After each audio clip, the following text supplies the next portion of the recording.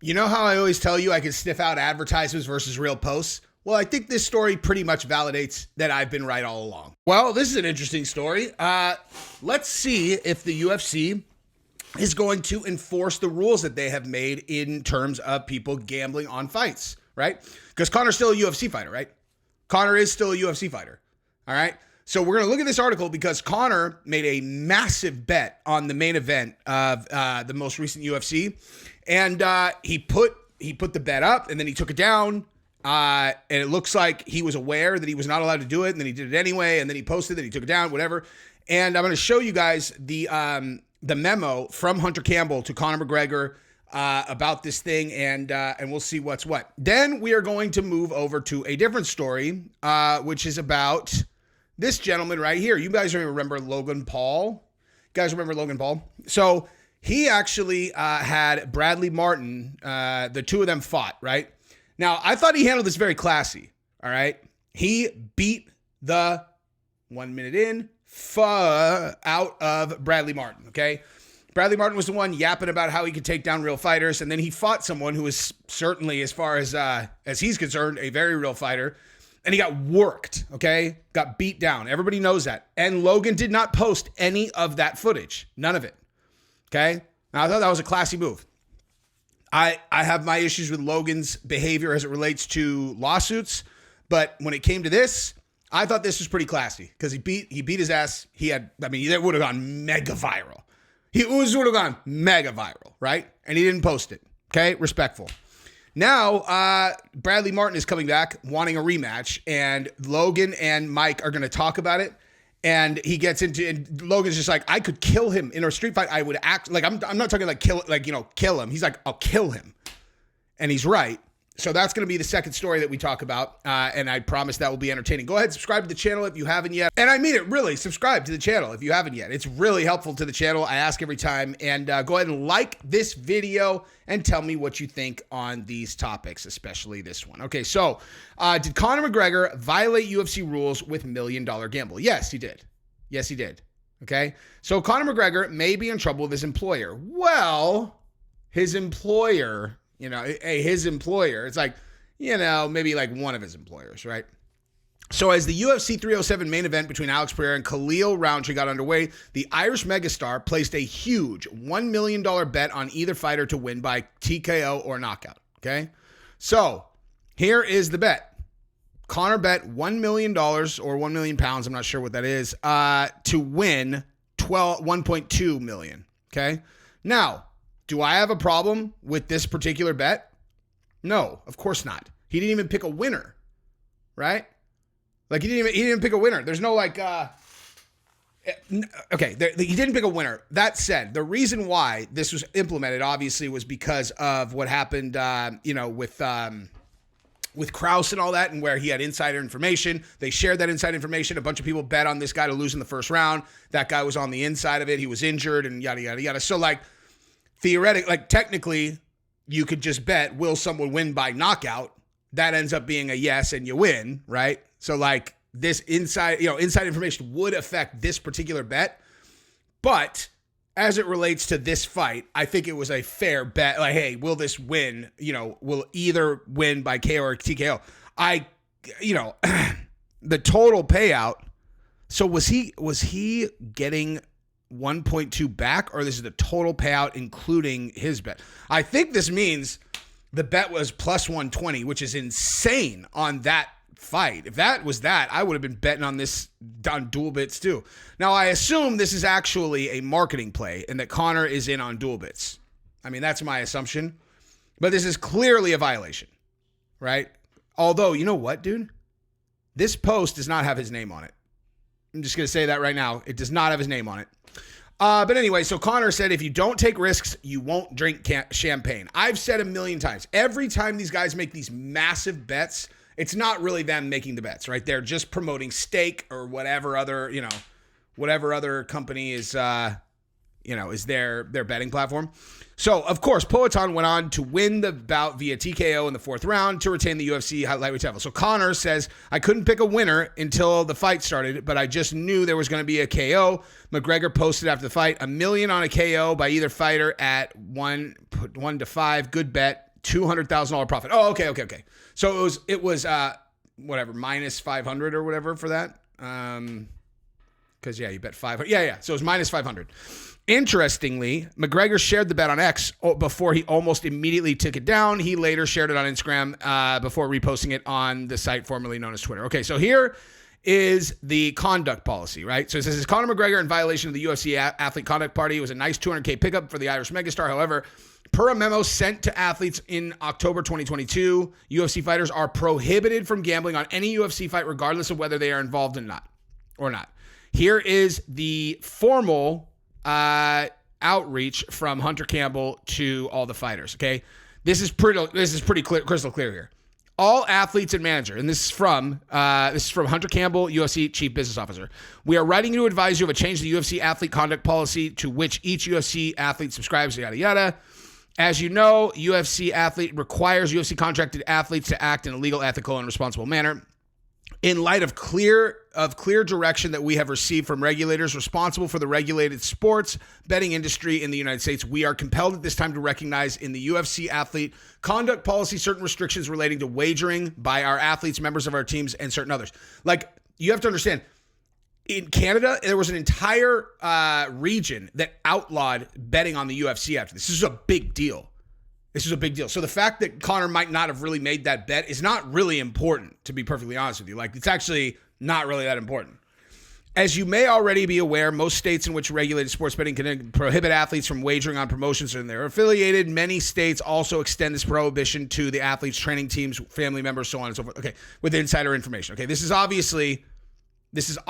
You know, every other pro sport does it. In order to assist our athletes in understanding their obligations under the law of majority of the states and sports betting, yada, yada. Now UFC expressly prohibits athletes from wagering on any UFC match. Okay? Note, this policy does not prohibit UFC athletes from entering into sponsorship agreements with sports betting companies.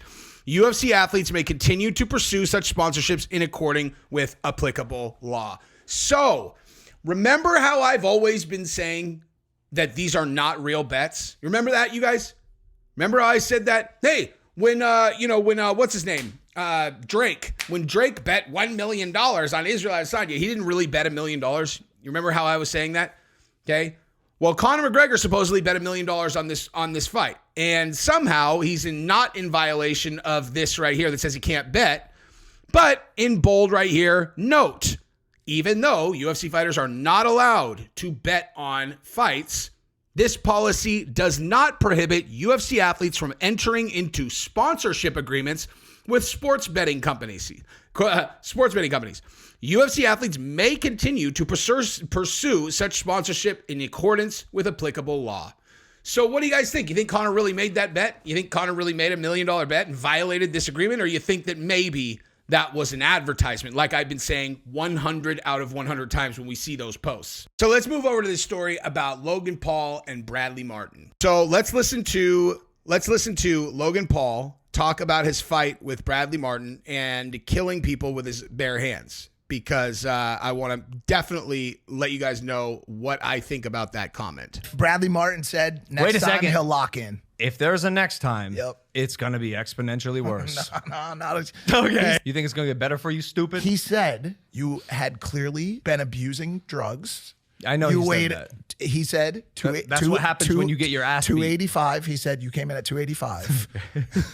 I think I was like 203, 202. He just said he was really tired. The reason he got tired is because he was put in a stressful environment that he's not used to, mentally or physically. Fighting. It's called an adrenaline dump. His adrenaline got dumped in the first 15 seconds because he realized he's in over his head. And he's fighting someone who's not going to get tired, ever. Because he's on EPO. Because he's in good shape, and he's on EPO, and he's used to fighting. Bradley Martyn is completely out of his depth. Killed him. If we're in the street, I'm gonna kill you, motherfucker. Like, your life is in the palm of my hand, and I didn't. But it'll fuck with you. I'm talking about a situation where I could have killed him easily. I don't know much about like Brad's personal character, but like how fast he quit made me think he doesn't have that in him. You're not a fight. It's not fair, Brad. Which is why I did it, because it's not me fighting you isn't fair. I told the boys exactly what was going to happen, and it happened. Like, If you want to do it again, like get some training in, and so the stamina, like steroid excuse, like stop. No, I think but he was on steroids and he was too. Hang on, I'm sorry. Bradley Martyn is using steroids as an excuse. Oh, he's on steroids. I'm sorry, you're not on. Oh, you're not. You just that's a natural physique. Okay, I might put this at the very beginning of the video. I never do that. I think this is the best story of this entire video. I never put it at the beginning. I might do that actually because I want everyone to see this. Okay. So Bradley Martyn says that the reason he lost a fight to Logan Paul is because Logan Paul was 280 or some nonsense, that if they did it again, that he's going to win or he's going to do much better. And Logan Paul, literally, that take that he just had is 100% accurate. Okay. Like, and he says it's just going to get worse because Logan Paul's not going 100% on him, right? He's really not. Okay. I can't, like, this is the thing. And I'm sure that at least half of you guys know exactly what I'm talking about.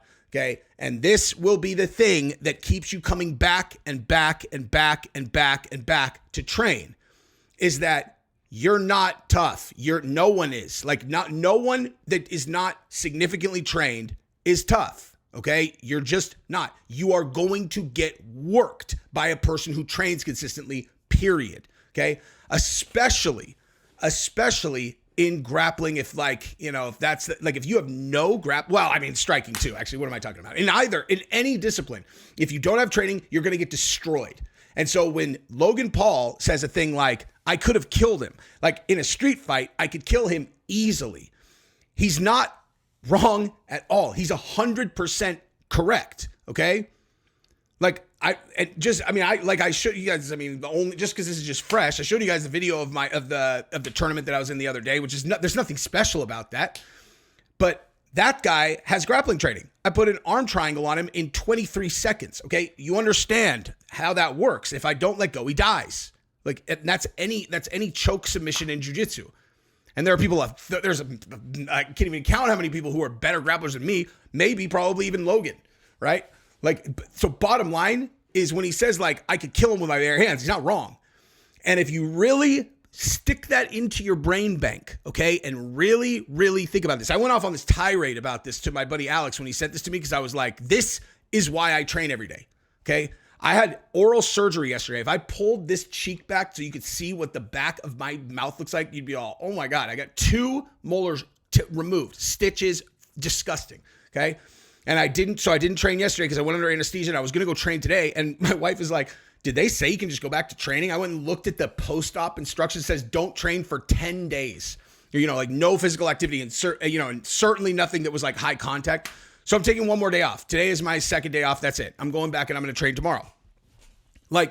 The thing that gets me going, it's not even I love grappling that much. I go back because the knowledge that absent that training, there is this army of secret people running around the streets all over the place who could kill me with their bare hands and I would have no ability to stop them. That doesn't work for me.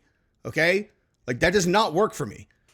So if you've never actually gone in to a jiu-jitsu gym and you've never found out the hard way where you, a tough guy with striking, like Andrew Tate or one of these guys who killing machines, but missing a major component of your ability to defend yourself, you'll go in there and you get worked by someone. You'll find out you're like, oh, I'm helpless. I'm actually for real helpless in this situation. I cannot win against this person if they get their hands on me. So I just pick any of these just pure strikers. If they're at a certain level of pure striking to where they're not a person who's good at jiu-jitsu who doesn't have striking is not even going to be able to get near them, then obviously they'll win that fight. But if a person who is well trained, a black belt, gets a hold of their wrist, they're dead. They're going to die. You're not going to win. There's nothing you can do. They're going to climb their way up your back. They're going to choke you unconscious, or they're going to break your arm, and then they're going to choke you unconscious. It's going to happen 100 out of 100 times. And in a street fight, if you're in the middle of the jungle, you don't just get choked unconscious, you get choked dead. Dead. Okay? And they let you go. Every time that you get tapped, when you start training, you should start thinking about that. That they are choosing to allow you to survive. You were fighting for your life and you lost. Okay. That's what it is. That's what it actually is. Striking is the same thing. It's in striking, the methodology is very simple. It's you are trying to isolate specific parts of the body that are vulnerable and then strike them with power, right? Temple, face, anywhere on the face, anywhere on the head or face, very, very vulnerable. Bang, and then you're unconscious or you're wobbled, whatever. Gut, certain areas of the body, your legs, okay? That's why people block, because this is not vulnerable. You're not, it's going to hurt bad, and you can only take so many of them. But you block the way you block because this is a vulnerable part of the body and you're trying to hit it hard, okay? Jiu-jitsu is about subduing a person's ability to defend themselves, isolating weak parts of their body like their neck or their mouth or their arm or their leg, making it to where they can't defend themselves, and then using techniques to break the arm, choke them unconscious, choke that, you're choking. It's exactly the same methodology-wise. Except that in striking, it happens fast, you don't see it coming, and you're out, right? And then they can choose to beat you to death, choke you to death, whatever you want, like you're unconscious. Or they've destroyed your legs, so you can't stand. How are you gonna, whatever. Jiu-jitsu, it's slow motion. It is a slow motion death, okay? And I am telling you, I enjoy striking 10 times more than I enjoy grappling. And I've never been as dedicated to striking as I am to jiu-jitsu. And it's like, if I don't have the bandwidth to do 10 different things. I have the bandwidth to do one, but I know I have the bandwidth to do one thing really well. So I'll train grappling every single day because I would take that over striking in the street any day. So I choose that. And that's why, because I know for a fact Logan Paul is correct. Okay? He could kill Bradley Martyn with little to no effort. Like literally almost no effort. Like if Bradley Martyn ever, somebody wants to send this to him so that there's no, miscommunication. I mean, like Logan's not going to kill Bradley Martyn and go to prison. But for the record, he is 100%, like he could kill Bradley Martyn inside of 1 minute without a shred of doubt. Like without a shred of doubt. Bottom line. But just bottom line, dude. There is no question about that. Right? If someone makes quick work of a person in jiu-jitsu, they're dead. Like, I've seen Bradley Martyn try to knock out Sneeko and couldn't do it, okay? Logan's a real fighter, like a super athlete, wrestling, striking. He's going to fucking kill Bradley Martyn without a doubt. Kill him. Kill him dead. Kill him dead. No question, okay? So, but here's what I'm saying for people training. When you start training, okay, like if you decide to go, and I say this to everyone, go 4 days a week for 2 weeks. For 2 weeks, just take 2 weeks. Make sure you go at least 4 times a week, and you will probably get hooked if you're like us, or you might not, and then it's over. It's 2 weeks of your life. Who cares? But when you're sparring and you have to tap, every time you tap, think about it like this. Okay, I'm dead. Like, I'm dead. You're training at a certain speed with people. When you're a white belt, you're going to be going 100%. You're still going to be getting absolutely destroyed. It's not going to matter. When you get better, you will slow down so that you can actually get better at jiu-jitsu because, you can practice technique with people. But every time you tap to a choke, just go, he just killed me.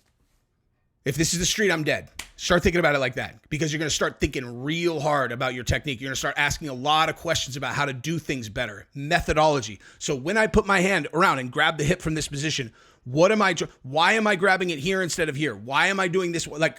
Because your life depends on it. Think about it like your fucking life depends on it. And my senseis will tell you I ask more questions than fucking anybody in there. They'll make fun of me about it. Yeah, I know. Jesse has a question. That's why.